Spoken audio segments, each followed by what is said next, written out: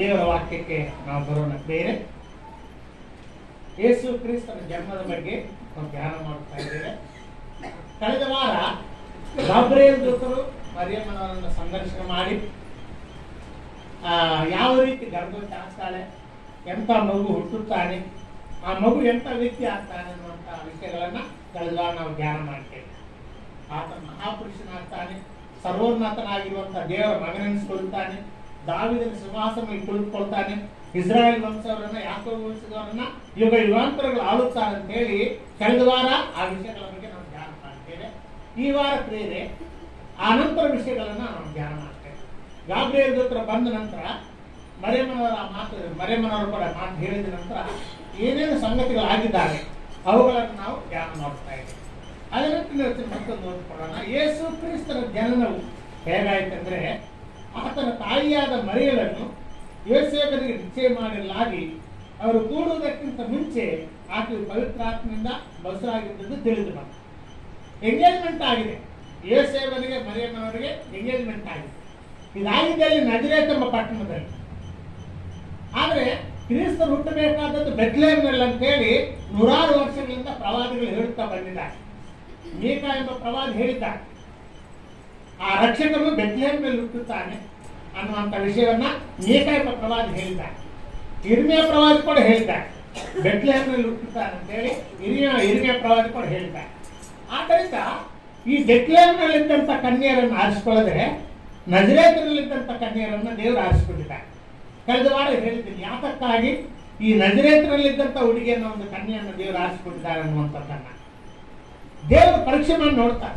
ಕಣ್ಣು ಮುಚ್ಚಿಕೊಂಡು ಏನೋ ಗೊತ್ತು ಗುರಿ ಇಲ್ಲದೆ ಒಬ್ಬ ವ್ಯಕ್ತಿಯನ್ನು ಆರಿಸಿಕೊಳ್ಳುವುದಿಲ್ಲ. ದೇವರು ಒಬ್ಬ ವ್ಯಕ್ತಿಯನ್ನು ಆರಿಸಿಕೊಳ್ಬೇಕಾದ್ರೆ ಅವನ ಜೀವನವನ್ನು ನೋಡುತ್ತಾರೆ. ಆತನ ಜೀವನವನ್ನು, ಸ್ತ್ರೀಯ ಜೀವನವನ್ನಾಗಲಿ ಪುರುಷನ ಜೀವನವನ್ನಾಗಲಿ ದೇವರು ನೋಡುತ್ತಾರೆ. ಭವಿಷ್ಯತ್ತಿನಲ್ಲಿ ಹೋಗ್ತಾನೆ ದೇವರು. ಈ ಭವಿಷ್ಯತ್ತಿನಲ್ಲಿ ಹೇಗೆ ಆಗ್ತಾನೆ, ದೇವರಲ್ಲಿ ಭಯಭಕ್ತಿಲೋನು ಆಗ್ತಾನೋ, ದೇವರಿಗೆ ವಿರುದ್ಧವಾಗಿ ನಡೆಯೋನು ಆಗ್ತಾನೋ, ಸೈತಾನ ಮಾರ್ಗದಲ್ಲಿ ಹೋಗ್ತಾನೋ, ದೇವರ ಮಾರ್ಗದಲ್ಲಿ ಹೋಗ್ತಾನೋ ಅನ್ನುವಂಥದ್ದನ್ನ ಭವಿಷ್ಯತ್ತಿನಲ್ಲಿ ಹೋಗಿ ದೇವರು ಕಾಲ ಪ್ರಯಾಣ ಮಾಡಿ ಅವರ ಜೀವನವನ್ನು ನೋಡ್ತಾನೆ. ಜೀವನವನ್ನು ನೋಡಿ ಇವನನ್ನ ಮಾತನ್ನು ಕೇಳುತ್ತಾನೆ, ನನ್ನಲ್ಲಿ ಭಯಭಕ್ತಿಗಳನ್ನು ಆಗ್ತಾನೆ ಅನ್ನುವಂಥದ್ದನ್ನ ಆತನು ತಿಳ್ಕೊಂಡು ಸ್ಥಿರಪಡಿಸಿಕೊಂಡು ಆನಂತರ ಅವರನ್ನು ಆರಿಸಿಕೊಂಡ. ಈಗ ನಜರೇತಿನಲ್ಲಿದ್ದಂಥ ಕನ್ಯೆಯಾದ ಮರಿಯಮ್ಮಳನ್ನ ದೇವರು ಆರಿಸಿಕೊಂಡಿದ್ದಾರೆ. ಬೆತ್ಲೆಹೇಮ್ನಲ್ಲಿ ಎಷ್ಟೋ ಮಂದಿ ಕನ್ಯೆಯರಿದ್ರು, ಎಷ್ಟೋ ಮಂದಿ ಬೆತ್ಲೆಹೇಮ್ನಲ್ಲಿ ಕನ್ಯೆಯರಿದ್ರು, ಆದರೆ ಅವರನ್ನು ಆರಿಸಿಕೊಂಡಿಲ್ಲ. ನಜರೇತಿನಲ್ಲಿದ್ದಂಥ ಮರಿಯಮ್ಮನವರನ್ನು ಆರಿಸಿಕೊಂಡಿದ್ದಾರೆ. ಈ ಮರಿಯಮ್ಮನವರಿಗೆ ಯೋಸೇಫನಿಗೆ ನಿಶ್ಚಿತಾರ್ಥವಾಗಿ ಎಂಗೇಜ್ಮೆಂಟ್ ಆಗಿದೆ. ಆಗಿನ ಕಾಲದಲ್ಲಿ ಮದುವೆ ಆಗುವುದಕ್ಕಿಂತ ಮುಂಚೆ ಎಂಗೇಜ್ಮೆಂಟ್ ಆಗಿದೆ. ಈಗಿನ ಕಾಲದಲ್ಲಿ ಡೈರೆಕ್ಟ್ ಮದುವೆ ಮಾಡಿಬಿಡ್ತಾರೆ. ಆದರೆ 2000 ವರ್ಷಗಳ ಹಿಂದೆ ಒಂದು ಪದ್ಧತಿ ಇತ್ತು, ಅಷ್ಟೇ. ಮದುವೆ ಆಗುವುದಕ್ಕಿಂತ ಮುಂಚೆ ಎಂಗೇಜ್ಮೆಂಟ್ ಮಾಡ್ತಾರೆ, ನಿಶ್ಚಿತಾರ್ಥ. ಈ ನಿಶ್ಚಿತಾರ್ಥವಾದ ನಂತರ ಸುಮಾರು 1 ವರ್ಷ, 1.5 ವರ್ಷ, 2 ವರ್ಷದ ನಂತರ ಮದುವೆ ಆಗ್ತದೆ. ಇದೊಂದು ಪದ್ಧತಿ ಇತ್ತು. ಆದ್ದರಿಂದ ಈ ಮರಿಯಮ್ಮನವರಿಗೆ ಯೋಸೇಫರಿಗೆ ನಿಶ್ಚಿತಾರ್ಥ ಆಗಿತ್ತು. ಯೋಸೇಫನು ಕೂಡ ಒಳ್ಳೆ ನೀತಿವಂತರು ಅಂತ ಬರೆಯಲ್ಪಟ್ಟಿದೆ. ಮರಿಯಮ್ಮನವರು ಕೂಡ ಭಕ್ತಿವಂತಿಕೆ. ಯಾಕಂದ್ರೆ ದೇವದೂತರ ಪ್ರತ್ಯಕ್ಷ ಆಗಿದ್ದಾರೆ, ದೇವರ ಆಜ್ಞೆಯನ್ನು ಆರಿಸಿಕೊಂಡಿದ್ದಾರೆ, ಲೋಕರಕ್ಷಕರಿಗೆ ತಾಯಿಯಾಗಿರುವುದಕ್ಕೆ ದೇವರು ಆರಿಸಿಕೊಂಡಿದ್ದಾರೆ. ಅಂತ ಇಂಥವ್ರನ್ನು ದೇವರು ಆರಿಸಿಕೊಳ್ಳುವುದಿಲ್ಲ. ಅಷ್ಟು ಪವಿತ್ರತೆಯಲ್ಲಿ, ಅಷ್ಟು ಭಕ್ತಿ ಇರುವುದರಿಂದ ಮರಿಯಮ್ಮನವರನ್ನು ಆರಿಸಿಕೊಂಡಿದ್ದಾರೆ. ಯೋಸೇಫನು ಕೂಡ ಕಡಿಮೆನಲ್ಲ, ಯೋಸೇಫನು ಕೂಡ ಒಳ್ಳೆ ನೀತಿವಂತನೇ. ಅವನ ಸಜ್ಜನ ಅಂತ ಹೇಳಿ ನೀತಿವಂತನಾಗಿದ್ದಾನೆ. ಪ್ರಿಯರೇ, ದೇವರೊಬ್ಬ ವ್ಯಕ್ತಿಯನ್ನ ನೀತಿವಂತ ಅಂತ ಕರೀಬೇಕಾದ್ರೆ ಸಾಮಾನ್ಯವಾಗಿ ಎಲ್ಲರಿಗೆ ಆ ಬಿರುದು ಸಿಗುವುದಿಲ್ಲ. ಯೋಸೇಫನಿಗೆ ನೀತಿವಂತನು ಅನ್ನುವಂಥ ಬಿರುದು ಇರ್ತದೆ. ಇಲ್ಲಿ ಸಜ್ಜನ ಅಂತ ಬರೆಯಲ್ಪಟ್ಟ ತೆಲುಗು ಬೈಬಲ್ನಲ್ಲಿ ನೀತಿವಂತನ ಅಂತ ನೀತಿವಂತನ ಅಂತ ಬರೆಯಲ್ಪಟ್ಟ. ಸರಿ, ಶ್ರೀ ಮರಿಯಮ್ಮನವರು ಗರ್ಭವತಿ ಆಗಿದ್ದಾರೆ. ಗಬ್ರಿಯೇಲ್ ದೂತರು ಹೇಳಿದ ಹಾಗೆ ಗರ್ಭವತಿ ಆಗಿದ್ದಾರೆ. ಈ ಗರ್ಭವತಿ ಆದ ಕೂಡಲೇ ನನಗನ್ನಿಸ್ತದೆ ಮರಿಯಮ್ಮನವರು ಮನೆ ಬಿಟ್ಟು ಹೊರಗೆ ಹೋಗಿಲ್ಲ ಅಂತ ಅನಿಸ್ತದೆ. ಯಾಕಂದ್ರೆ ಇನ್ನು ಮದುವೆ ಆಗಿಲ್ಲ. ಗರ್ಭವತಿ ಆದ್ರೆ ಎಷ್ಟು ಅವಮಾನಗಳಾಗ್ತವೆ, ಸಮಾಜದಲ್ಲಿ ಕೂಡ ಕಾಲಿಟ್ಕೊಂಡು ತಿರ್ಲಿಕ್ಕೆ ಆಗುದಿಲ್ಲ, ಮನೆಯಲ್ಲೇ ಇರ್ಬೋದು ಅಂತ ನನಗೆ ಅನಿಸ್ತದೆ ಮರಿಯಮ್ಮನವರು. ಆದ್ರೂ ಕೂಡ ಹೇಗೋ ಒಂದು ಗೊತ್ತಾಯ್ತು ಯೋಸೇಫನಿಗೆ ಗೊತ್ತಾಗ್ಬಿಟ್ಟಿದೆ ಮರಿಯಮ್ಮನವರು ಗರ್ಭವತಿ ಆಗಿದ್ದಾರೆ ಅಂತೇಳಿ ಗೊತ್ತಾಯ್ತು. ಸಾಧಾರಣವಾಗಿ ಯಾರೇ ಇರಲಿ ಗರ್ಭವತಿ ಆದಂತ ಕೂಡಲೇ ಈ ಯೋಸೇಫನು ಡೌಟ್ ಬಂದಿದೆ, ಮರಿಯಮ್ಮನ ಮೇಲೆ ಸಂಶಯ ಬಂದು ಬಿಟ್ಟಿದೆ. ಸಂಶಯ ಬಂದ ನಂತರ ಒಂದು ತೀರ್ಮಾನ ಆಲೋಚನೆ ಮಾಡಿಕೊಂಡಿದ್ದಾರೆ, ಈಗ ಮರಿಯಮ್ಮನವರನ್ನ ನಾನು ಮದುವೆ ಮಾಡ್ಕೊಳ್ಳೋದಿಲ್ಲ, ಈಗ ನಾನು ಬಿಟ್ಟು ಬಿಡ್ತೀನಿ, ಮರಿಯಮ್ಮನವರನ್ನ ನಾನು ಬಿಟ್ಟು ಬಿಡ್ತೀನಿ, ಈಗ ನನಗೆ ಬೇಡ, ಈಗ ದಾರಿ ತಪ್ಪಿದ್ದಾರೆ, ಈಗ ಸರಿಯಾದ ಹಾದಿಯಲ್ಲಿಲ್ಲ ಅಂತ ಹೇಳಿ ಈ ಯೋಸೇಫನ ಆಲೋಚನೆ ಮಾಡ್ತಿದ್ದ. ಕ್ರಿಸ್ತನ ಪ್ರಿಯರೇ, ಆಗಿನ ದಿನಗಳಲ್ಲಿ ಒಂದು ಪದ್ಧತಿ ಇದೆ. ಯಾರನ್ನಾದರೂ ಎಂಗೇಜ್ಮೆಂಟ್ ಮಾಡಿಕೊಂಡು ಆಕೆಯನ್ನು ಮದುವೆ ಮಾಡ್ಕೊಳ್ಳೋದು ಬಿಡಬೇಕಾದ್ರೆ ಒಂದು ಪಂಚಾಯತ್ ಇರಬೇಕಾಗ್ತದೆ. ಒಂದು ಪಂಚಾಯತ್ ಇಟ್ಟು ಹಿರಿಯರನ್ನು ಕೂಡಿಸಿ ಆ ಹಿರಿಯರಲ್ಲಿ ಅವನು ಲೆಕ್ಕ ಹೇಳಬೇಕಾಗ್ತದೆ. ಈಕೆ ನಾನು ಮದುವೆ ಮಾಡ್ಕೊಳ್ತಾ ಇಲ್ಲ, ಎಂಗೇಜ್ಮೆಂಟ್ ಆಗಿದೆ ಆದ್ರೆ ನಾನು ಮದುವೆ ಮಾಡ್ಕೊಳ್ತಾ ಇಲ್ಲ, ಯಾಕಪ್ಪ ಅಂತ ಹೇಳಿದ್ರೆ ಈ ರೀತಿ ಆಕೆ ದಾರಿ ತಪ್ಪಿದ್ದಾಳೆ, ಗರ್ಭವತಿ ಆಗಿದ್ದಾಳೆ, ಈ ಕಾರಣದಿಂದ ನಾನು ಆಕೆ ಬಿಟ್ಟು ಬಿಡ್ಬೇಕಂತ ಹೇಳಿದ್ದೇನೆ ಅಂತ ಹೇಳಿ ಪಂಚಾಯತ್ ಮಾಡ್ತಾರೆ. ಒಂದು ಸಭೆ ಇರ್ತಾರೆ ಆ ದಿನಗಳಲ್ಲಿ. ಆವಾಗ ಆ ಸಭೆಯಲ್ಲಿ ಏನ್ ಮಾಡ್ತಾರಪ್ಪ ಅಂತ ಹೇಳಿದ್ರೆ ಅದು ನಿಜಾದ ಸತ್ಯ ಅಂತ ಹೇಳಿ ಅವರು ಪರೀಕ್ಷೆ ಮಾಡಿ ಆಕೆಯನ್ನ ಕಳ್ಳುಗಳಿಂದ ಓಡಿಸಿ ಸಾಯಿಸ್ತಾರೆ. ಸಮಾಜದಲ್ಲಿ ನಿಲ್ಲಿಸಿ ಎಲ್ಲರೂ ಕಳ್ಳು ಓಡಿಸಿ ಸಾಯಿಸ್ತಾರೆ. ಇಂಥ ಒಂದು ಪದ್ಧತಿ ಇತ್ತು ಆ ದಿನಗಳಲ್ಲಿ. ಈಗ ಯೋಸೇಫನು ಏನ್ ಮಾಡಿದ್ದಾನೆ, ಈಗ ನಾನು ಪಂಚಾಯತ್ ಇಟ್ಟರೆ ಆಕೆ ಪ್ರಾಣ ತೆಗಿತ, ಈಗ ಮನೆಯೊಳಗಿದ್ರೆ ಯಾರಿಗೆ ಕಣ್ಣಿ ಕಾಣುದಿಲ್ಲ, ನಾನು ಪಂಚಾಯತ್ ಇಟ್ಟರೆ ಎಲ್ಲರಿಗೂ ಗೊತ್ತಾಗ್ತದೆ, ಎಲ್ಲರೂ ಆಕೆಯನ್ನು ಸಾಯಿಸಿ ಬಿಡ್ತಾರೆ. ಈ ರೀತಿ ಪಂಚಾಯತ್ ಹಿಡಿದು ಬೇಡ, ರಹಸ್ಯವಾಗಿ ಬಿಟ್ಟು ಬಿಡುವ, ಆಕೆ ಜೀವನ ಆಕೆ ನೋಡ್ಕೊಳ್ಳಿ, ನನ್ನ ಜೀವನ ನಾನು ನೋಡ್ಕೊಳ್ತೇನೆ ಅಂತ ಹೇಳಿ ಯೋಸೇಫನು ಯೋಚನೆ ಮಾಡಿದ್ದಾರೆ. ಹೋದ್ರೆ ಆ ವಚನವನ್ನ 19ನೇ ವಚನ ಹೋದ್ರಿ.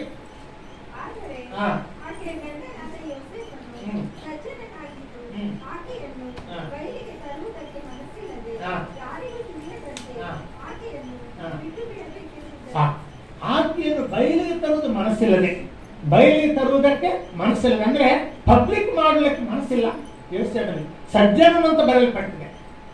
ಈ ದಿನಗಳಲ್ಲಿ ಪ್ರಿಯರೇ, ಎಷ್ಟೋ ಮಂದಿ ಇಲ್ಲ ಸಲ್ಲದಂತ ಅಪವಾದಗಳನ್ನು ಹಾಕಿ, ಇಲ್ಲದಂತ ಆರೋಪಗಳನ್ನು ಹಾಕಿ ಅವರನ್ನ ಬದನಾಮ್ ಮಾಡಿಬಿಡ್ತಾರೆ. ಏನು ಇರ್ತಲ್ಲ ಅಲ್ಲಿ ಏನಾಗಿರುವುದಿಲ್ಲ ಆದ್ರೂ ಕೂಡ ಬದನಾಮ್ ಮಾಡಿಬಿಡ್ತಾರೆ, ಅಪವಾದಗಳನ್ನು ಹಾಕಿ ಬದನಾಮ್ ಮಾಡಿಬಿಡ್ತಾರೆ. ಆದ್ರೆ ಯೋಸೇಫನು ನಿಜವಾಗಿ ಕಂಡು ಬರ್ತಾ ಇದೆ, ಆಕೆ ಗರ್ಭವತಿ ಆಗಿದ್ದಾರೆ, ಆದ್ರೂ ಕೂಡ ಅವನು ಆಕೆಯನ್ನು ಬಯಲಿಗೆ ತರುವುದಕ್ಕೆ ಮನಸ್ಸಿಲ್ಲದೆ, ಆಕೆಯನ್ನು ಅವಮಾನ ಪಡಿಸೋದಕ್ಕೆ ಮನಸ್ಸಿಲ್ಲದೆ, ಆಕೆಗೆ ತೊಂದರೆ ಪಡಿಸೋಕೆ ಅವ್ರಿಗೆ ಮನಸ್ಸಿಲ್ಲದೆ ಆಕೆ ರಹಸ್ಯವಾಗಿ ಬಿಟ್ಟು ಬಿಡಬೇಕಂತ ಹೇಳಿ ಮನಸ್ಸು ಮಾಡಿದ್ದಾರೆ. ನಮ್ಮಲ್ಲಿ ಅಂತ ಗುಣವಿದೆಯಾ? ನಿಜವಾಗಿ ನಮ್ಮನ್ನು ನಾವು ಆಲೋಚನೆ ಮಾಡ್ಕೊಳ್ಳೋಣ. ಯಾರ ಮೇಲಾದ್ರೂ ಅಪವಾದ ಹಾಕೋದಕ್ಕೆ ಮುಂಚೆ ಯೋಚನೆ ಮಾಡಬೇಕು. ಯಾರನ್ನಾದರೂ ಪಬ್ಲಿಕ್ ಮಾಡೋದಕ್ಕಿಂತ ಮುಂಚೆ, ಅವ್ರ ಮೇಲೆ ಒಂದು ತಪ್ಪು ಹೊರಿಸೋದಕ್ಕಿಂತ ಮುಂಚೆ ನಾವು ಯೋಚನೆ ಮಾಡಬೇಕು. ಇದು ಸತ್ಯನ ಅಸತ್ಯ, ಎಷ್ಟರ ಮಟ್ಟಿಗೆ ಸತ್ಯ ಇದೆ ಅನ್ನುವಂಥದ್ದನ್ನ ನಿಜವಾಗಿ ನಾವು ಯೋಚನೆ ಮಾಡಬೇಕು. ಸಜ್ಜನನಾಗಿದ್ದವರು ಹಾಗೆ ಮಾಡ್ತಾರೆ. ಸಜ್ಜನನಾಗಿದ್ದವನು ತಪ್ಪು ಕಂಡು ಬಂದರೂ ಕೂಡ ಅವ್ರ ಮೇಲೆ ಗಡ್ಲೆತ್ತು ತೋರಿಸೋದಿಲ್ಲ. ಯಾರು ನೀತಿವಂತನಾಗಿರ್ತಾನೋ, ಯಾರು ಪವಿತ್ರವಾದಂತ ಜೀವನ ಜೀವಿಸ್ತಾನೋ ಅವ್ರಿಗೆ ತಪ್ಪು ಗೊತ್ತಾದ್ರೂ ಕೂಡ ಬೆರಳೆತ್ತು ತೋರಿಸೋದಿಲ್ಲ. ಬೇಕಾದ ದೇವರ ಮುಂದೆ ಮನಗಲಿರ್ತಾರೆ, ದೇವರೇ ಎಂತ ನಡೀತಾ ಇದೆಯಪ್ಪ, ಹೇಗಾದ್ರೂ ಮಾಡಿದ್ರೆ ಸರಿಪಡಿಸಪ್ಪ ಅಂತ ಹೇಳಿ ದೇವರ ಮುಂದೆ ಮನಗಲಿರ್ತಾರೆ ಹೊರತು ತಪ್ಪಾಗಿದ್ರು ಕೂಡ ಆ ವ್ಯಕ್ತಿ ಬಳಿಯಲ್ಲಿ ಹೋಗಿ ಹಾಗೆ ಆ ವ್ಯಕ್ತಿಗೆ ಪರ್ಸನಲ್ ಆಗಿ ದಯಾಪರ ಹೇಳ್ಬೋದು, ಪಬ್ಲಿಕ್ ಮಾಡಬಾರ್ದು. ಏನಾದ್ರೂ ಗೊತ್ತಾದ್ರೂ ಕೂಡ ಪಬ್ಲಿಕ್ ಮಾಡಬಾರ್ದು. ನಾವು ದೇವರ ಮಕ್ಕಳಾಗಿದ್ದೇವೆ, ದೇವರಲ್ಲಿ ಭಯಭಕ್ತರವರಾಗಿದ್ದವರು ನಿಜವಾಗಿ ನೀತಿಯಲ್ಲಿ ನಡೀತಾ ಇರ್ತೇವೆ. ಅದು ನೀತಿ. ತಪ್ಪಾಗಿದ್ದು ಕಾಣ್ತಾ ಇದೆ, ಮರಿಯಮ್ಮನವರು ಗರ್ಭವತಿ ಆಗಿದ್ದು ಕಾಣ್ತಾ ಇದೆ, ಆದ್ರೂ ಕೂಡ ಪಂಚಾಯತ್ ಮಾಡ್ಲಿಕ್ಕೆ ಮನಸ್ಸಿಲ್ಲ, ಆಕೆಯನ್ನು ಬಯಲಿಗೆ ತರೋದಕ್ಕೆ ಮನಸ್ಸಿಲ್ಲ, ಪಬ್ಲಿಕ್ ಮಾಡಿ ಆಕೆಗೆ ಶಿಕ್ಷೆ ಕೊಡಿಸೋದು ಮನಸ್ಸಿಲ್ಲ, ರಹಸ್ಯವಾಗಿ ಬಿಟ್ಟು ಬಿಡಬೇಕಂತೇಳಿ ಮನಸ್ಸನ್ನು ಯೋಚನೆ ಮಾಡ್ತಾರೆ. ಕ್ರೈಸ್ತ ಜೀವನ ಇಂಥದ್ದು ಪವಿತ್ರವಾದಂಥ ಜೀವನ ನಾವು ಅಳವಡಿಸಿಕೊಳ್ಳಬೇಕಾಗಿದೆ. ಬೇರೆಯವ್ರ ಮೇಲೆ ಅಪವಾದ ಹೊರಿಸು ದೊಡ್ಡ ಕೆಲಸ ಏನಿಲ್ಲ. ಬೇರೆಯವ್ರ ಮೇಲೆ ಅಪವಾದ ಹೊರಿಸು ದೊಡ್ಡ ಕೆಲಸ ಏನಿಲ್ಲ, ದೊಡ್ಡ ಮಾತಿಲ್ಲ. ಇಲ್ಲ ಸಲಕಂತ ಹೋಗಿ 10 ಮಂದಿ ಹೋಗಿ ಹೇಳಿ ಬರೋದಂತ ಏನು ಎಲ್ಲದಿದ್ರು ಕೂಡ ಮನೆ ಮನೆಗೆ ಹೋಗಿ ಇಂತಿಂತದ್ದಾಗಿದ್ದಂತೆ ಇದು ನಿಜಾನ ನೀನು ಕೇಳ್ತೀಯಾ, ಹೋಗಿ ಕೆಲಸ ಇಟ್ಕೊಂಡು ಹೋಗಿ ಮನೆಗೆ ಹೋಗಿ ಹೇಳೋದಿಲ್ಲ. ಅದು ನಿಜವಾದ ಪದ್ಧತಿ ಅಲ್ಲ, ಪವಿತ್ರವಾದಂಥ ಜೀವನ ಅಲ್ಲ. ಸಜ್ಜನಾಗಿದ್ದುಕೊಂಡು ಆಕೆಯನ್ನು ಬಯಲಿಗೆ ತರುವುದು ಮನಸ್ಸಿಲ್ಲದೆ ರಹಸ್ಯವಾಗಿ ಬಿಟ್ಟು ಬಿಡಬೇಕಂತ ಹೇಳಿ ಮನಸ್ಸು ಮಾಡ್ತಾರೆ. ಅದು ಭಕ್ತಿ ಜೀವನ. ನಾವು ಭಕ್ತಿ ಜೀವನದಲ್ಲಿ ಮುಂದುವರಿಬೇಕಾಗ್ತದೆ. ಮರಿಯಮ್ಮನವರು ಕೂಡ ಭಕ್ತಿವಂತಿಕೆ. ಇಲ್ಲದಿದ್ರೆ ಯಾರು ಒಪ್ಪಿಕೊಳ್ಳುವುದಿಲ್ಲ. ಕನ್ಯೆಯಾಗಿದ್ದುಕೊಂಡು ಗರ್ಭವತಿ ಆಗಿ ಯಾರು ಒಪ್ಪಿಕೊಳ್ಳುವುದಿಲ್ಲ. ಮರಿಯಮ್ಮನವರು ಎಲ್ಲ ಯೋಚನೆ ಮಾಡಿದ್ದಾರೆ. ನಾನು ಕನ್ಯಕೆ ಆಗಿದ್ದಾಗ ಗರ್ಭವತಿ ಆದ್ರೆ ಎಂತ ಸಮಸ್ಯೆಗಳು ಬರ್ತವೆ, ಎಂತ ತೊಂದರೆಗಳು ಬರ್ತವೆ, ಎಷ್ಟು ಕಷ್ಟಗಳು ಬರ್ತವೆ ಎಲ್ಲ ಯೋಚನೆ ಮಾಡಿಕೊಂಡು ಆದ್ರೂ ಪರವಾಗಿಲ್ಲ ನಾನು ಸಹಿಸ್ಕೊಳ್ತೇನೆ, ಆದ್ರೂ ಪರವಾಗಿಲ್ಲ ಜನರು ನನ್ನನ್ನು ಕದುವಡ್ಲಿಕ್ಕೆ ಬರ್ಬೋದು, ಆದ್ರೂ ದೇವರು ನನ್ನನ್ನು ಕಾಯ್ತಾನೆ, ದೇವರು ನನ್ನನ್ನು ಕಾಪಾಡ್ತಾನೆ, ನನ್ನ ಗರ್ಭದಲ್ಲಿ ಲೋಕ ರಕ್ಷಕನಿದ್ದಾನೆ, ಯಾವುದೋ ಒಂದು ರೀತಿಯಲ್ಲಿ ದೇವರು ಕಾಪಾಡ್ತಾನೆ ಅನ್ನುವಂತ ಒಂದು ಧೈರ್ಯವನ್ನು ಮಾಡಿಕೊಂಡು ಆ ಕಡೆಗೆ ಒಪ್ಪಿಕೊಳ್ತಾನೆ. ಆಯ್ತು, ದೇವರ ಚಿತ್ರದಂತೆ ಆಗಲಿ, ನಾನು ಲೋಕ ರಕ್ಷಕನ ತಾಯಿಯಾಗಲಿಕ್ಕೆ ಸಿದ್ಧವಾಗಿದ್ದೇನೆ ಅಂತೇಳಿ ಅವಾಗ ಒಪ್ಪಿಕೊಂಡ. ಪ್ರಿಯರೇ, ದೇವರ ಸೇವೆ ಹೀಗಿರ್ತದೆ. ಇಲ್ಲ ಸಲ್ಲದಂತ ಅಪವಾದಗಳು ನಮ್ಮ ಮೇಲೆ ಬರುತ್ತವೆ. ಯಾವುದೇ ತಪ್ಪು ಇಲ್ಲದಿದ್ರೂ ಕೂಡ ಅಪವಾದ ಬರ್ತದೆ. ಯೇಸು ಸ್ವಾಮಿಯನ್ನು ನಿಲ್ಲಿಸಿದ್ದಾರೆ ನ್ಯಾಯವಾದ ಮುಂದೆ, ಪಿಲಾತನ ಮುಂದೆ ನಿಲ್ಲಿಸಿದ್ದಾರೆ. ಯಾವ ತಪ್ಪು ಮಾಡಿಲ್ಲ ಅಂತೇಳಿ ಪಿಲಾತನ ಹೇಳುತ್ತಿದ್ದಾರೆ. ಆದ್ರೆ ಯಾವ ತಪ್ಪು ಮಾಡಿಲ್ಲ, ಅಥವಾ ನಾವು ಯಾವ ತಪ್ಪು ಕಂಡು ಬರ್ತಾ ಇಲ್ಲ. ನೀವೇ ನಿಮ್ಮ ಧರ್ಮಶಾಸ್ತ್ರ ಪ್ರಕಾರ ಶಿಕ್ಷೆ ಕೊಡ್ರಿ. ನಾನು ನಿರಪರಾಧಿ, ಕೈ ತೊಳ್ಕೊಂಡಿದ್ದಾರೆ ಪಿಲಾತನು, ನಾನು ಯಾವ ತಪ್ಪು ಆತನ ಕಂಡಿಲ್ಲ, ನಾನು ಯಾವ ಶಿಕ್ಷೆ ಕೊಡುದಿಲ್ಲ, ನೀವೇ ನೋಡ್ಕೊ ಹೋಗ್ರಿ ಅಂತೇಳಿ ಕೈ ತೊಳ್ಕೊಂಡಿದ್ದಾರೆ. ಪ್ರಿಯರೇ, ಯಾವ ತಪ್ಪು ಇಲ್ಲದಿದ್ರು ಕೂಡ ಯೇಸು ಕ್ರಿಸ್ತನ ಮೇಲೆ ಅಪವಾದಗಳನ್ನು ಹೊರಿಸಿದ್ದಾರೆ. ಅಪವಾದಗಳನ್ನು ಹೊರಿಸಿ ಶಿಲುಬೆಗೆ ಹಾಕ್ರಿ ಅಂತೇಳಿ ಆ ಕೂಗಿದ್ದಾರೆ. ಬೈಬಲಿನಲ್ಲಿ ಬರೆಯಲ್ಪಟ್ಟಿದೆ, ಆತನಲ್ಲಿ ಯಾವ ಪಾಪ ಇಲ್ಲ ಅಂತ ಬರೆಯಲ್ಪಟ್ಟಿದೆ. ಯೇಸು ಕ್ರಿಸ್ತನಲ್ಲಿ ಯಾವ ಪಾಪ ಇಲ್ಲ. ಭೂಲೋಕದಲ್ಲಿ ಮನುಷ್ಯರೆಲ್ಲರೂ ಪಾಪ ಮಾಡಿದವರೇ, ಆದ್ರೆ ಯೇಸು ಕ್ರಿಸ್ತನಲ್ಲಿ ಒಂದು ಪಾಪ ಇಲ್ಲ. ಆದ್ರೂ ಕೂಡ ಆತನ ಮೇಲೆ ಬೆರಳೆತ್ತಿ ತೋರಿಸಿ ಆತನ ಮೇಲೆ ಅಪವಾದಗಳನ್ನು ಹಾಕಿ ಪಿಲಾತನ ಮುಂದೆ ನಿಲ್ಲಿಸಿದ್ದಾರೆ. ಕಡಿಮೆ ಶಿಲುಬೆ ಹಾಕಲಿಕ್ಕೆ, ಶಿಲುಬೆ ಮೇಲೆ ಕೊಳ್ಳಲಿಕ್ಕಾಗಿ ಎಲ್ಲರೂ ಕೂಡ ಒಂದಾಗಿ ಬಿಟ್ಟಿದ್ದಾರೆ. ನಿಜವಾಗಿ ನಾವು ದೇವರ ಸೇವೆಯಲ್ಲಿದ್ದರೆ ಎಂತ ಅಪವಾದಗಳು ಕೊಡ್ತಾರೆ, ಎಂತ ಇಲ್ಲಸಲ್ಲದಂತ ತಪ್ಪುಗಳನ್ನ ನಮ್ಮ ತಲೆ ಮೇಲೆ ಹಾಕ್ಬಿಡ್ತಾರೆ. ಎಲ್ಲಕ್ಕೂ ಯಾವುದು ಸಹಿಸ್ಕೊಳ್ತಾನೋ ಅವನನ್ನು ದೇವರ ಮೇಲೆ ಕಳಿಸ್ತಾರೆ. ಎಲ್ಲ ಕಷ್ಟಗಳನ್ನ, ಎಲ್ಲ ಸಮಸ್ಯೆಗಳನ್ನ ಯಾರು ಸಹಿಸ್ಕೊಳ್ತಾರೋ ಅವರನ್ನೆಲ್ಲರಿಂದ ಮೇಲೆ ಕೆತ್ತಿಬಿಡ್ತಾರೆ. ಯೇಸು ಕ್ರಿಸ್ತನನ್ನು ಕೂಡ ಎಲ್ಲರಿಗಿಂತ ಮೇಲೆ ಕಳಿಸ್ಬಿಡ್ತಾರೆ. ಭೂಲೋಕದಲ್ಲಿದ್ದ ಎಲ್ಲ ಮನುಷ್ಯರಿಗಿಂತ ಮೇಲೆ ಕಳಿಸ್ಬಿಡ್ತಾರೆ. ಆದ್ದರಿಂದ ದೇವರ ಸೇವೆಯಲ್ಲಿ ಖಂಡಿತವಾಗಿ ಅಪವಾದಗಳು ಬರುತ್ತವೆ.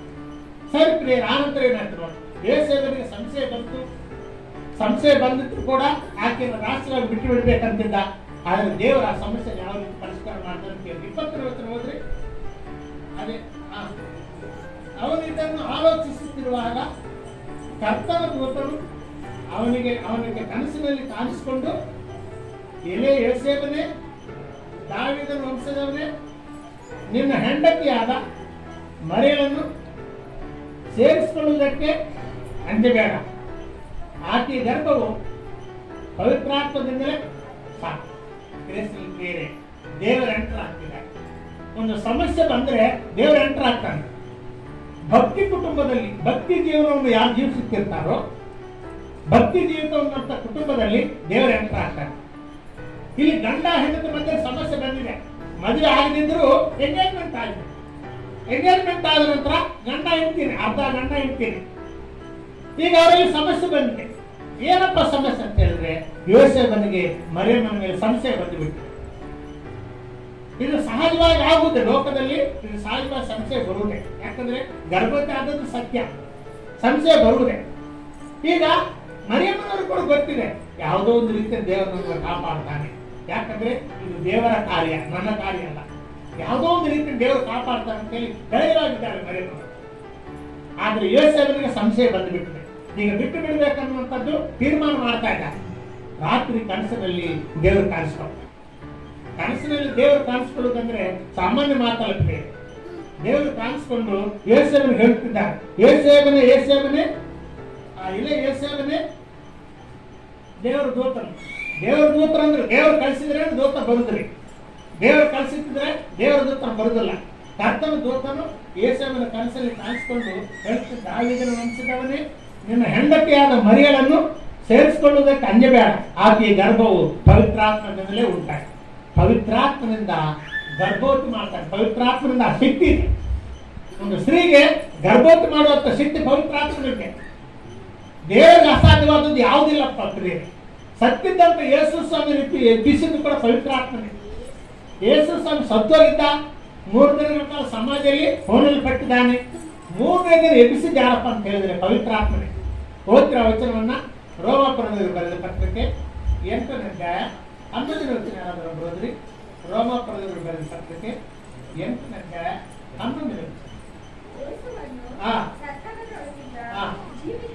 ಹಾ. ಎಬ್ಬಿಸಿದ ಆತನ ಆತ್ಮನು ಹಾ. ನಿಮ್ಮಲ್ಲಿ ವಾಸವಾಗಿದ್ದರೆ ಹಾ. ಕ್ರಿಸ್ತ ಯೇಸುವನ್ನು ಕ್ರಿಸ್ತ ಯೇಸುವನ್ನು ಸತ್ತವರೊಳಗಿಂದ ಸತ್ತವರೊಳಗಿಂದ ಎಬ್ಬಿಸಿದ ಆತನು ಎಬ್ಬಿಸಿದ ಆತನು ನಿಮ್ಮಲ್ಲಿ ವಾಸವಾಗಿರುವ ವಾಸವಾಗಿರುವ ತನ್ನ ಆತ್ಮನ ಮೂಲಕ ನಿಮ್ಮ ಮಧ್ಯ ದೇಹಗಳನ್ನು ಸಹ ಸತ್ತವರೊಳಗಿಂದ ಎಬ್ಬಿಸಿದ ಆತನ ಆತ್ಮ. ಪವಿತ್ರಾತ್ಮನು ಯೇಸು ಸ್ವಾಮಿಯನ್ನು ಸತ್ತವರೊಳಗಿಂದ ಎಬ್ಬಿಸಿದ್ದಾನೆ. ಪವಿತ್ರಾತ್ಮನಿಗೆ ಅಸಾಧ್ಯವಾದ ಕಾರ್ಯ ಯಾವುದೂ ಇಲ್ಲ. ಪವಿತ್ರಾತ್ಮನಿಗೆ ಅಸಾಧ್ಯವಾದ ಕಾರ್ಯ ಯಾವುದೂ ಇಲ್ಲ. ಒಬ್ಬ ಸ್ತ್ರೀಗೆ ಗರ್ಭವತಿ ಮಾಡುವಂತ ಶಕ್ತಿ ಪವಿತ್ರಾತ್ಮನಿಗೆ, ಸತ್ತೋಗಿರುವಂತ ವ್ಯಕ್ತಿಯನ್ನ ಮತ್ತು ಜೀವಂತವಾಗಿ ಎಬ್ಬಿಸುವಂತ ಶಕ್ತಿ ಪವಿತ್ರಾತ್ಮನಿಗೆ. ಅಷ್ಟು ಮಾತ್ರವಲ್ಲ, ಸೃಷ್ಟಿ ಕಾರ್ಯ ನಡೆಯುವಾಗಲೂ ಕೂಡ, ಈ ಭೂಲೋಕ ಪರಲೋಕ ಉಂಟು ಮಾಡುವಾಗಲೂ ಕೂಡ ಪವಿತ್ರಾತ್ಮನ ಕೈಯಲ್ಲಿ ಈ ಪವಿತ್ರಾತ್ಮನು ಕೂಡ ಸೃಷ್ಟಿ ಕಾರ್ಯ ನಡೆಯುತ್ತಿರುವಾಗ ಆತನ ಕಾರ್ಯ ಕೂಡ ಪವಿತ್ರಾತ್ಮ ದೇವರದ್ದು ಕೂಡ ಕಾರ್ಯ ಇದೆ. ವಾಕ್ಯ ಎಂಬ ದೇವರು ಕೂಡ ಕಾರ್ಯ ಮಾಡಿದ್ದಾನೆ. ತಂದೆಯ ದೇವರು ಕೂಡ ತ್ರಿಯೇಕ ದೇವರು ಕೂಡಿ ಮಾಡಿದಂತ ಕೆಲಸ. ಈ ಸೃಷ್ಟಿ ಕಾರ್ಯಕ್ರಮದಲ್ಲಿ ವಾಕ್ಯ ಎಂಬ ದೇವರು ಪ್ರಾಮುಖ್ಯವಾಗಿದ್ದರೂ ಕೂಡ ತ್ರಿಯೇಕ ದೇವರಿದ್ದಾರೆ. ಈ ರೀತಿ ಸೃಷ್ಟಿ ಕಾರ್ಯಕ್ರಮ ನಡೆದಿದೆ. ಇಲ್ಲಿ ತಂದೆಯಾದ ಮರಿಯಮ್ಮನವರು ಪವಿತ್ರಾತ್ಮದಿಂದ ಗರ್ಭವತಿ ಆಗಿದ್ದಾಳೆ ಅನ್ನುವಂಥ ಒಂದು ವಿಷಯವನ್ನ ಯೋಸೇಫನಿಗೆ ದೇವರು ತಿಳಿಸಿದ್ದಾರೆ. ದೇವರ ದೂತರು ತಿಳಿಸಿದ್ದಾರೆ. ಭಕ್ತಿ ಜೀವನ ನಮ್ಮಲ್ಲಿ ಇದ್ರೆ ಪ್ರೇರಣೆ. ಒಂದ್ ವೇಳೆ ಗಂಡ ಹೆಂಡತಿಯಲ್ಲಿ ಏನಾದ್ರು ಸಮಸ್ಯೆ ಇದ್ರೆ ದೇವರವರ ಕನಸಲ್ಲಿ ಹೋಗ್ತಾರೆ. ದೇವರವರ ಕನಸಲ್ಲಿ ಹೋಗಿ ಅವರನ್ನು ಮಾತಾಡ್ತಾರೆ. ನೀನ್ ಕೆಲಸ ಮಾಡ್ತಾರೆ, ನನ್ನ ಹೆಂಡತಿ ಇರ್ತವರಲ್ಲ. ಒಂದ್ ವೇಳೆ ಹೆಂಡತಿ ಹೇಳ್ಬೋದು, ನೀನಂತ ಸಂಶಯ ಪಡಬೇಡ, ನನ್ನ ಗಂಡ ಇರ್ತವರಲ್ಲ. ದೇವರವ್ರಿಗೆ ಮಾತಾಡ್ತಾರೆ. ಇದು ಈ ಜನದವರೆಗೂ ನಡೀತಿದ್ದೆ. ನಮ್ಮ ಕುಟುಂಬದಲ್ಲಿ ಕೂಡ ಎಷ್ಟೋ ಬಾರಿ ದೇವರು ಬಂದು ಮಾತಾಡ್ತಾರೆ. ಏನಾದರೂ ಕೆಲವು ಸಮಸ್ಯೆಗಳಿದ್ದಾಗ ದೇವರು ಬಂದು ಮಾತಾಡ್ತಾರೆ. ಒಂದೊಂದು ಸಮಯದಲ್ಲಿ ನಾವು 22 ತಿಂಗಳು ನನ್ನ ಹೆಂಡತಿ ಮಾತುಕತಿಲ್ಲ, ಮಾಟ ಮಂತ್ರ ನಡೆದಿದೆ. ನಾವಿಬ್ಬರು ಒಂದೇ ಮನೆಯಲ್ಲಿ ಇದ್ದೇವೆ, ಒಂದೇ ಮನೆಯಲ್ಲಿ ವಾಸ ಮಾಡ್ತಿದ್ದೇವೆ, ಒಂದೇ ಮನೆಯಲ್ಲಿ ಇದ್ದೇವೆ. 22 ತಿಂಗಳು ನಮಗೆ ಮಾತಿಲ್ಲ, ಒಬ್ಬರಿಗೊಬ್ಬರಿಗೆ ಸಂಬಂಧ ಇಲ್ಲ, ಮಂತ್ರ ಪ್ರಭಾವ ನಡೆದಿದೆ. ದೇವರು ಯಾಕೆ ಹಿಂಗ ಆಗ್ತಾ ಇದೆ? ಯಾಕೆ ನಾವು ಮಾತಾಡ್ಲಿಕ್ಕೆ ಹೋದ್ರು ಕೂಡ ಬಾಯಿಂದ ಮಾತು ಬರೋದಿಲ್ಲ, ಮಾತಾಡ್ಲಿಕ್ಕೆ ಹೋದ್ರು ಕೂಡ ಬಾಯಿಂದ ಮಾತು ಬರೋದಿಲ್ಲ.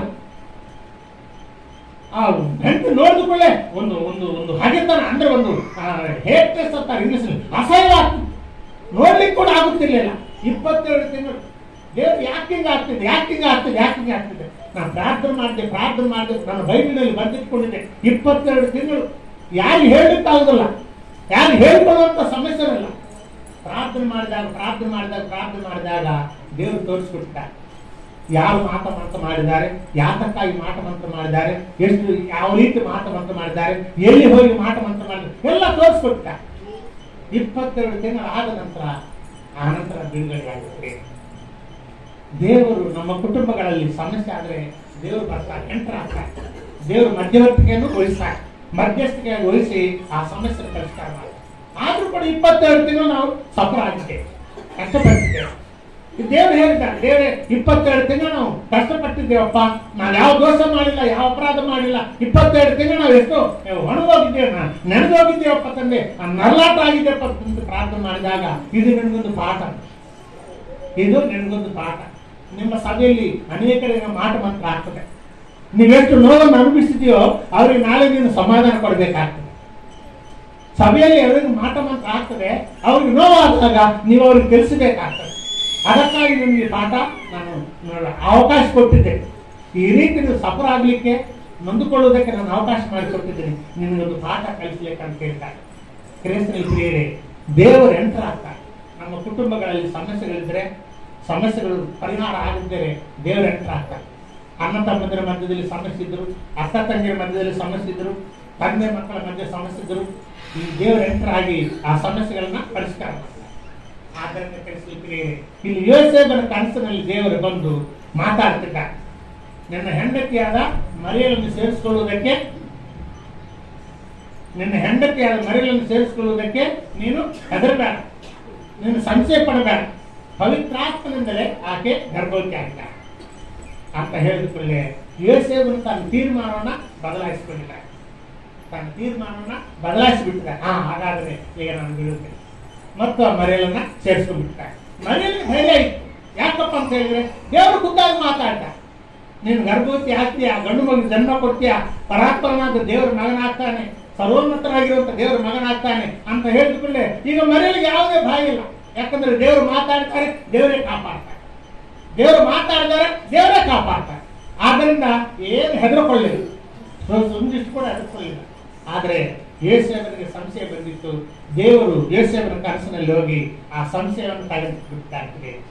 ನಿಜವಾಗಿ ನಾವು ನಮ್ಮ ಕುಟುಂಬಗಳಲ್ಲಿ ಏನಾದರೂ ಸಮಸ್ಯೆ ಇದ್ರೆ, ಗಂಡ ಹೆಂಡತಿ ಮಧ್ಯದಲ್ಲಿ ಸಮಸ್ಯೆ ಇದ್ರೆ, ದೇವರು ಬಂದು ಮನಗಾಲು ದೇವರಿಗೆ ಹೇಳಿ, ದೇವರೇ ನನ್ನ ಗಂಡನಿಗೆ ಮಾತಾಡಪ್ಪ, ದೇವರೇ ನನ್ನ ಹೆಂಡತಿಗೆ ಮಾತಾಡಪ್ಪ, ಈ ರೀತಿ ಸಮಸ್ಯೆ ಆಗಿದಪ್ಪ, ಈ ರೀತಿ ಅನುಮಾನಗಳು ಬಂದಿದ್ದಾವಪ್ಪ, ಈ ರೀತಿ ಸಮಸ್ಯೆಗಳಿದ್ದಾವಪ್ಪ, ನೀನೇ ಪರಿಷ್ಕಾರ ಮಾಡಪ್ಪ ಅಂತೇಳಿ ದೇವ್ರ ಮುಂದೆ ಮನಗಾಲ ಪ್ರಾರ್ಥನೆ ಮಾಡಿದ್ರೆ ಖಂಡಿತವಾಗಿ ದೇವರು ಎಂಟರ್ ಆಗ್ತಾರೆ. ಖಂಡಿತವಾಗಿ ದೇವರು ಸಮಸ್ಯೆ ಪರಿಷ್ಕಾರ ಮಾಡ್ತಾರೆ. ಸರಿ ಕ್ರಿಸ್ತಲಿಕ್ಕಿದೆ. ಆ ನಂತರ ಏನು ದೇವದೂತರು ಹೇಳ್ತಿದ್ದಾರೆ ಯೋಸೇಫನಿಗೆ, ಏನಂತ ಹೇಳ್ತಿದ್ದಾನೆ? ಆಕೆ ಒಬ್ಬ ಮಗನನ್ನು ಹಡಿಯೋಳು, ನೀನು ಆತನಿಗೆ ಯೇಸುವಿನ ಹೆಸರಿಡಬೇಕು, ಯಾಕಂದ್ರೆ ಆತನೇ ತನ್ನ ಜನರನ್ನು ಅವರ ಪಾಪಗಳಿಂದ ಬಿಡಿಸಿ ಕಾಯುವನು. ಆತನೇ ತನ್ನ ಜನರನ್ನು ಅವರ ಪಾಪಗಳಿಂದ ಬಿಡಿಸಿ ಕಾಯುವನು.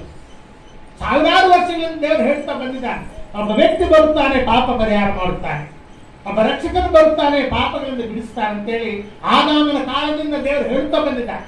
ಆದಾಮನ ತಲೆಮಾರು ಹೋಯ್ತು, ಅವ್ರ ಮಕ್ಕಳ ತಲೆಮಾರು ಹೋಯ್ತು, ಆನೋಕರ ಕಾಲ ಹೋಯ್ತು, ಮಹಾನ ಕಾಲ ಹೋಯ್ತು, ಅಬ್ರಾಹ್ಮನ ಕಾಲ ಹೋಯ್ತು, ಎಲ್ಲ ತಲೆಮಾರುಗಳನ್ನು ದೇವರು ಹೇಳ್ತಾ ಬಂದಿದ್ದಾನೆ.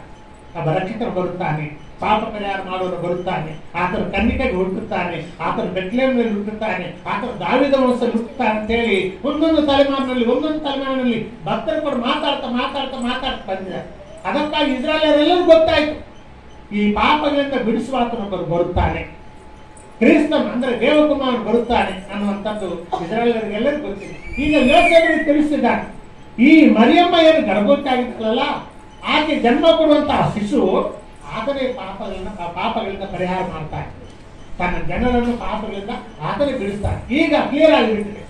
ಸಾವಿರಾರು ವರ್ಷಗಳಿಂದ ಪ್ರವಾದಿಗಳು ಹೇಳಿದಂತ ಆ ಮಾತು ಈಗ ಮರಿಯಮ್ಮನ ಮುಖಾಂತರ ಈಡೇರ್ತಾ ಇದೆ ಅನ್ನುವಂಥದ್ದು ಯೋಸೇಫನಿಗೆ ಗೊತ್ತಾಯ್ತು. ಇದನ್ನು ಗೊತ್ತಾಗಕೊಳ್ಳೆ ಇಮಿಡಿಯೇಟ್ ಆಗಿ ಎಲ್ಲ ಸಂಶಯಗಳನ್ನು ತೆಗೆದುಬಿಟ್ಟಾಗ್ತದೆ, ತನ್ನ ಜನರನ್ನು ಅವರ ಪಾಪಗಳಿಂದ ಬಿಡಿಸುವ. ನೋಡಿದ್ದೇವೆ, ದೇವರು ಭೂಲೋಕದಲ್ಲಿದ್ದ ಎಲ್ಲ ಮನುಷ್ಯರ ಪಾಪಗಳನ್ನ ಯೇಸು ಕ್ರಿಸ್ತನ ತಲೆ ಮೇಲೆ ಇಡುವುದಕ್ಕಾಗಿ ತನ್ನ ಮಗನನ್ನು ಕಳಿಸಿದ. ದೇವಕುಮಾರನ ಅಂತ ಕ್ರಿಸ್ತ ಅಂದ್ರೆ ದೇವಕುಮಾರನ ಅರ್ಥ, ಅಭಿಷಿಕ್ತನು ದೇವಕುಮಾರನ ಅರ್ಥ.